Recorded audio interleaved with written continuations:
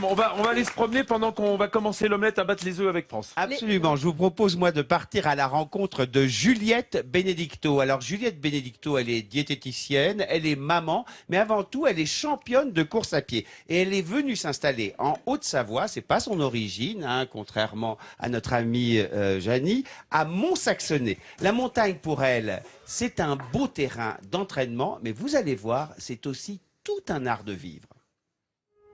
Chaque jour, à la même heure, une mélodie de piano s'échappe des murs de bois de ce chalet. Et c'est Juliette qui officie.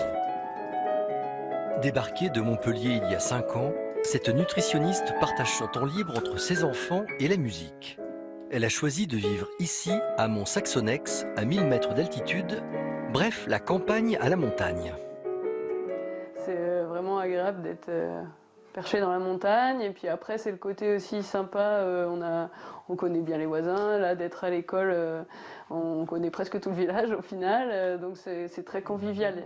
Si Juliette a décidé de venir ici, ce n'est pas uniquement pour le piano, mais plutôt pour avoir le terrain d'entraînement idéal.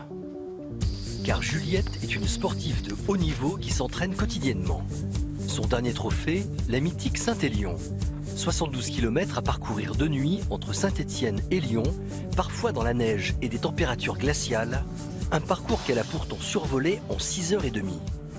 C'est vrai que j'arrivais là en me disant au moins un podium, et c'est vrai que si je pouvais gagner, moi je fais des courses pour gagner, donc après c'est que du bonheur, hein. Quand on arrive à avoir une victoire, on s'y habitue pas, hein. Les gens me demandent des fois si c'est lassant de gagner, non, jamais. Et Juliette le sait, c'est certainement parce qu'elle s'entraîne en montagne qu'elle a pu remporter cette course. C'est plus facile de s'entraîner quand on est en montagne, quoi. On peut faire du dénivelé facilement. Pour la Saint-Élion, des fois, il y a de la neige, donc ici, il y en a toujours aussi. Donc ça permet de s'entraîner dans les conditions de course, et puis facilement, quoi, rapidement. Mais la Haute-Savoie n'a pas attiré Juliette que pour ses atouts sportifs. Juliette y a trouvé pour ses enfants un cadre de vie exceptionnel. Car après l'école, ce n'est pas au square qu'elle les emmène, mais bel et bien sur les pistes de ski. J'adore amener ma fille après l'école, enfin c'est surtout elle qui aime bien, hein. Elle me réclame d'aller au ski après l'école, alors souvent, comme ça finit à 15h45, maintenant c'est bien, hop, je la mets dans la voiture et on part sur la piste de ski ici, c'est vraiment un régal, et on fait 1 heure de ski après l'école, tranquille. Juliette a aussi réussi à tisser des liens solides. Après le ski, c'est le moment de convivialité en famille et entre amis. Et si les hivers sont plus rudes que dans le sud de la France, Juliette et ses proches sont ici dans leur élément.